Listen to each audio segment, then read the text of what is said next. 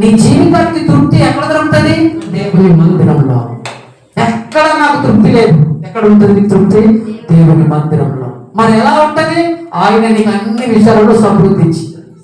ఇంట్లో అన్నీ అనుకో, ఆగలేదా?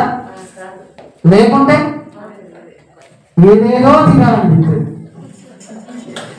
ఏదేదో కోరికలు ఉంటాయి. తెలుసా మీకు? చెప్పిన బాగున్నట్రా కాదంటారా అంటున్నాయి అనుకో, ఎదురు తినబుద్ధి అవుతుందా? ఎన్నింటే అన్నట్టుంటుంది. ఏం లేకుంటే ఇది తింటే బాగుంటుంది, ఇది చేసుకుంటే బాగుండు. నాలుక నానా రకాల కోరికలు మనసులో పుట్టింది. అవునా కదా? సమృద్ధి ఉంటే సైలెంట్ ఉంటుంది. ఎందుకో అన్నింటే కదా, ఇంకేం తింటావు అన్నట్టు. నీ జీవితంలో తృప్తి కలిగిన అనుభవం ఎప్పుడు వస్తుందో తెలుసా? నువ్వు దేవుని మందిరములు ఆయన మాట ప్రకారం నడిచినప్పుడు నీకు తృప్తి పరిచే రీతిగా అన్నింటినీ దేవుడు దీవిస్తాడు. ఇక నాకు చాలు ప్రభు అనే రీతిగా నేను దీవిస్తా అని చెప్తున్నాను. చెప్పాలంటే ఒక మనిషికి ఎప్పుడు తృప్తి కలుగుతుంది? అన్ని అనుకున్నట్టు జరిగిపోయి ఎవరి కోసం మెంటల్ టెన్షన్ లేనప్పుడు, అబ్బా దేవుడు నాకు అన్ని నెరవేర్చాడు కనుక నా మనసుకి ఇప్పుడు ఏమున్నది? తృప్తి ఉన్నది. అంటే నిన్ను నేను తృప్తిగా ఉంచుతాను దేవుని మందిరంలో అంటున్నాడంటే నీకు కావలసినవన్నిటిని కూడా దేవుడు ఇచ్చేవాడిగా ఉన్నాడు. అర్థమవుతుందా మీకు? ఆయన ఇచ్చేవాడిగా ఉన్నాడు కనుక నువ్వు దేవుని సన్నిధిలో దావీదు లెక్కల ప్రార్థన చేయాలి. అయ్యా ఏమని? నేను నా కుటుంబం నీ మందిరంలో ఉండాలి. అనుదిన ప్రార్థనలో ఇంకొక అంశం పెట్టుకోండి. అర్థమైందా? నువ్వు మాత్రమే ప్రతిరోజు ప్రార్థన చేయడం కాదు, నీ ఇంట్లో వాళ్ళందరూ ప్రార్థన చేయాలి. అందరూ దేవుని సన్నిధిని అనుభవించాలి. అప్పుడు నీవు కాదు వారికి తోడుగా ఉండేది. దావీదు ఎవరు తోడుగా ఉంటానన్నాడా? నేను దేవుడే నీ కుమారులను నా మాట వింటే నేను ఆశీర్వదిస్తాను. దావీదు నువ్వే ఆశీర్వదించన్నాడా? నేను నీకు ఆశీర్వాదం ఇస్తా, ఈ ఆశీర్వాదాన్ని బట్టి నువ్వే ఆశీర్వదించుకోవాలడా? లేదు. ఏమన్నాడు? నీ సమయం అయిపోయి నువ్వు కనుమరుగైపోయిన తర్వాత నీ పిల్లల్ని కాపాడే బాధ్యత నాది. వారికి కావాల్సినవన్నీ అనుగ్రహించే బాధ్యత నాది. దావీదు యొక్క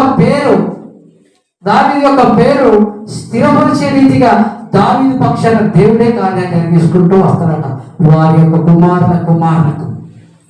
అందుకే ఒక దీప స్తంభాన్ని పెట్టారు. దావీదు అనే దీపం వెలుగుతున్నది యెరూషలేములో అనే మాట దావీదు నిండు వృద్ధాప్యంలో పలికాడు. ఏం చేశాడట?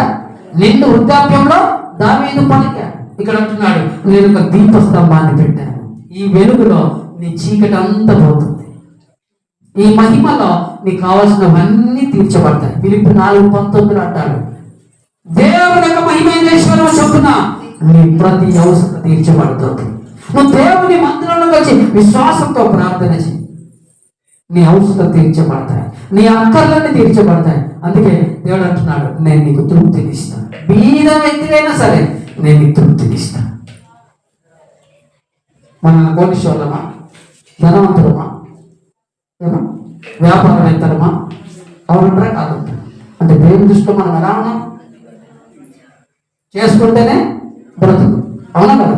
అందుకే అంటున్నాడు, ఎంతకాలం ఇంకా తృప్తి లేకుండా ఉంటావు? నేను తృప్తి పరిచేస్తాను, నేను ఆశీర్వదించడానికి నేను ఈ మాట ద్వారా ఆహ్వానిస్తున్నాను. రా, దావీదును ఆశీర్వదించిన దేవుణ్ణి నిన్ను ఆశీర్వదిస్తాను. దావీదు కుమారుల యొక్క సింహాసనాన్ని స్థిరపరిచిన దేవుణ్ణి నీ సింహాసనాన్ని కూడా నేను స్థిరపరుస్తాను. నీకు కలిగింది ఏదైనా దానిని స్థిరపరిచి మిగులుబాటుతో కూడిన ఆశీర్వాదం సమృద్ధిగా ఉండేటట్టు నేను ఆశీర్వదిస్తాను. నిజంగా నీకు ఆశ ఉంటే, నిజంగా నీ కోరిక ఉంటే ఇక దేవుని సన్నిధిని నువ్వు నిర్లక్ష్యం చేయవు. నీ ఇంట్లో వారిని దేవుని మందిరంలోకి రాకుండా వదిలేయవు. నువ్వు ఎలా ఉంటావు? ఎలాగైనా ఆ వ్యక్తిని దేవుని మందిరం నిలిపి ఆశీర్వాదాన్ని పొందు.